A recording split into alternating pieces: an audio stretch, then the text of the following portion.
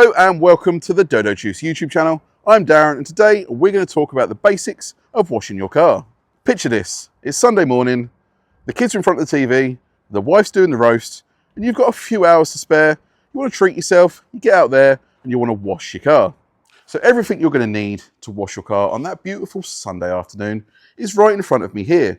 From your pre-wash products, to your contact wash products, to your drying products, and to your finishing products.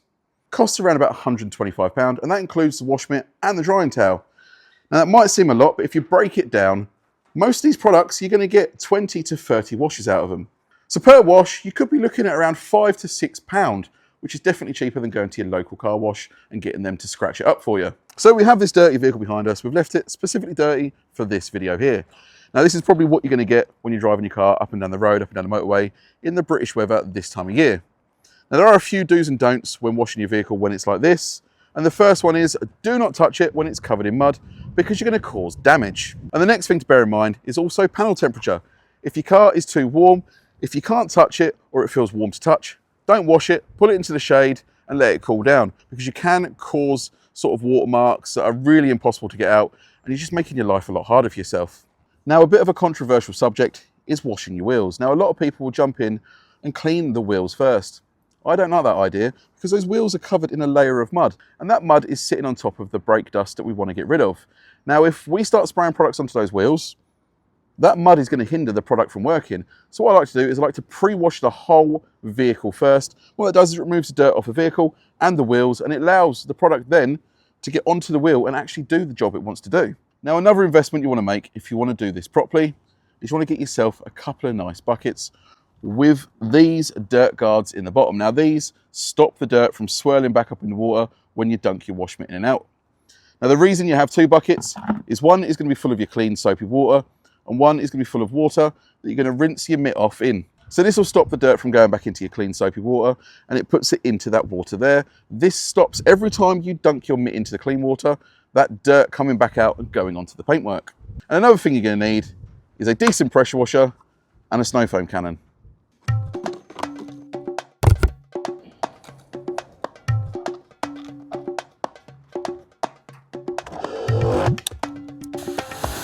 Now before we stick any chemicals on this vehicle, we want to pre-rinse it first. What this does is knocks off that loose layer of mud and again allows the products when they do hit the vehicle to actually do the job you want them to do by breaking down that dirt that's stuck to the paintwork, not the loose layer that's on top.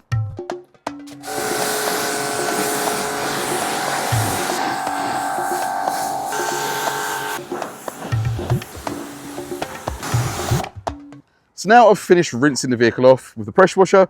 You can see there is still a lot of dirt and grime that is left on the paintwork that the pressure washer alone can't remove.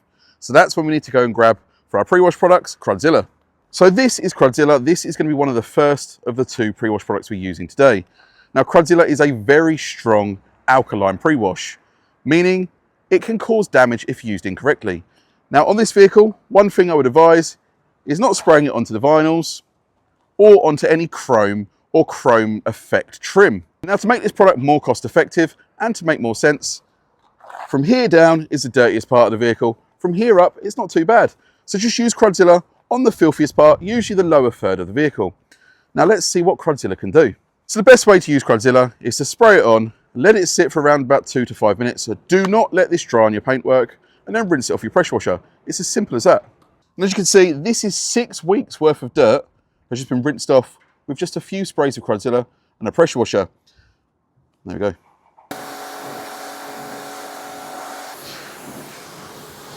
So Crudzilla has done its job. However, we still need to do a lot more before we can even think about touching this with a wash mitt. Now we've got rid of the dirt from here down. It's now time to get rid of the dirt from here up. And we're going to be using Apple iFoam. And this is our pH neutral snow foam. So it's safe on chrome and it's safe on vinyls. So if you've never snow foamed your vehicle before, you're going to need to grab yourself a snow foam cannon. Now we're going to be popping Apple iFoam into our snow foam cannon at a 1:9 dilution ratio. That means I'm going to be popping 50 ml of product into 450 ml of water. So now we've got our cannon filled, it's time to put it on the vehicle. Now I like to start from the bottom up. What this does is it allows the product to dwell longer on the dirtiest parts of the vehicle. Although the Crudzilla has got most of the dirt off, there is still a layer of abrasive grit and dirt that's on the vehicle. This will help to pull off. So now that foam is on the vehicle, we're going to allow it to dwell for around about 5 to 10 minutes. It's the perfect time for you to go get yourself a cup of tea. Now, while that's on the paintwork, what that is doing is that is encapsulating any of that gritty, grimy dirt, and it's bringing it down the paintwork and rinsing it off the vehicle. So once all that dirt's gone, we can move on to a contact wash without fear of scratching the paint. So now we've let that dwell, we're going to rinse it off. Now I like to rinse from the bottom up.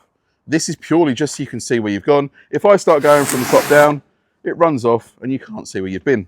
So if I start from the bottom up, you've got a nice crisp line of where you've been and you know where to follow.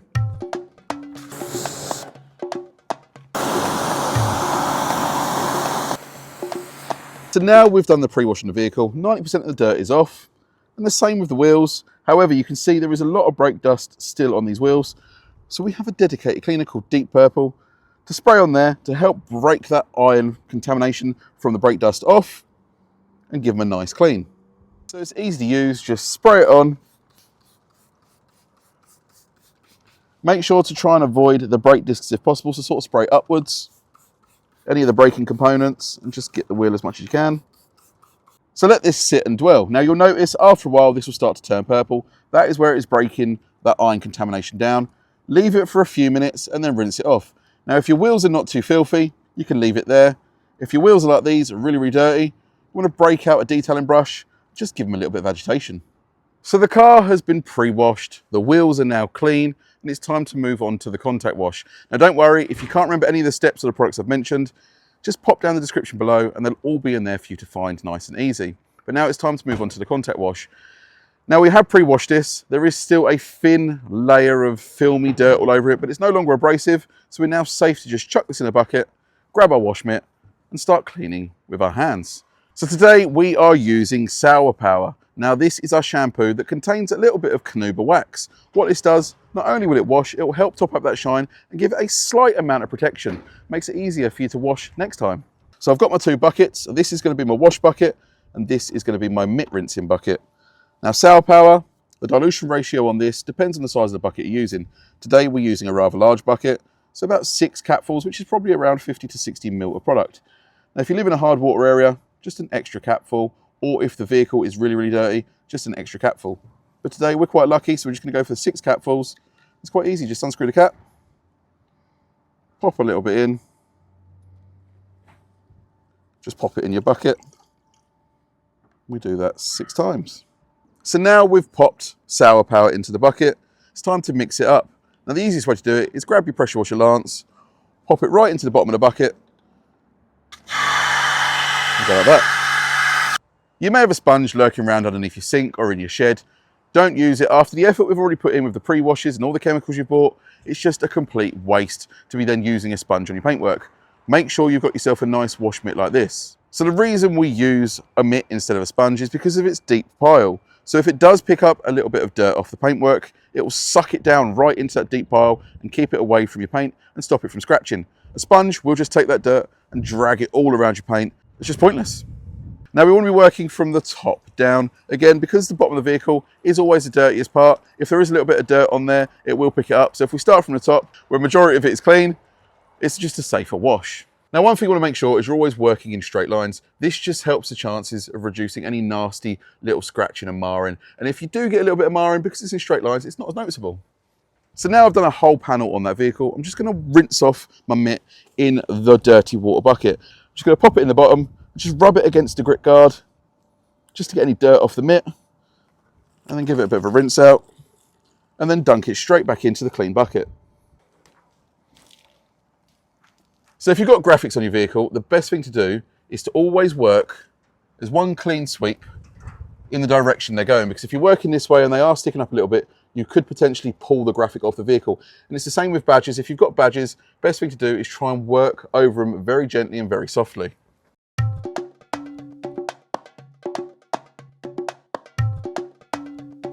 So now we've gone over and done the contact wash, it's time to rinse all those suds off to reveal the clean paintwork underneath. So you've now got a beautifully clean car, but it's still wet and you just think, well, I want to dry it. Now the easiest way to dry it is grab yourself something called a rinse aid.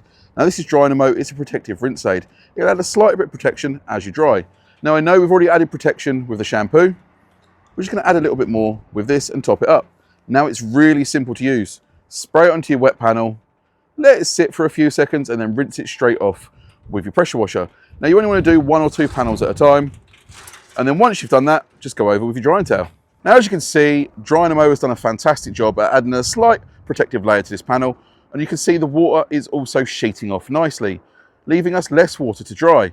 Now Dynamo can also be used on your wheels and your side glass. Just please don't use it on your windscreens. It can cause a smeary mess when you use your wind wipers, and that is not safe for the roads.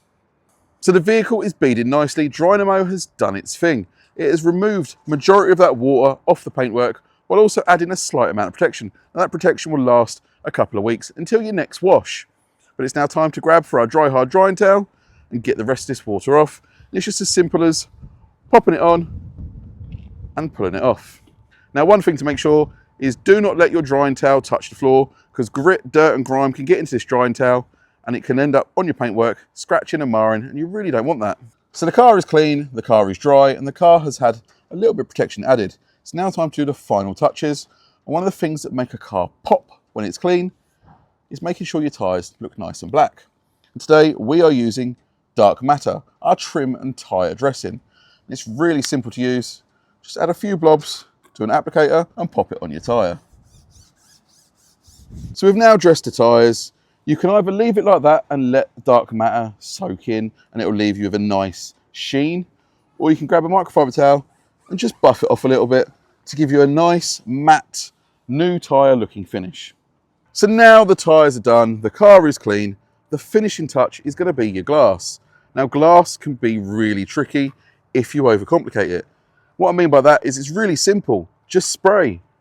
A few sprays on, less is more. Get your towel. And now I like to do what's called the box method. Go all the way around the outside of the window and then up and down. Now once you've done that, flip your towel over to the dry side and do the exact same thing again.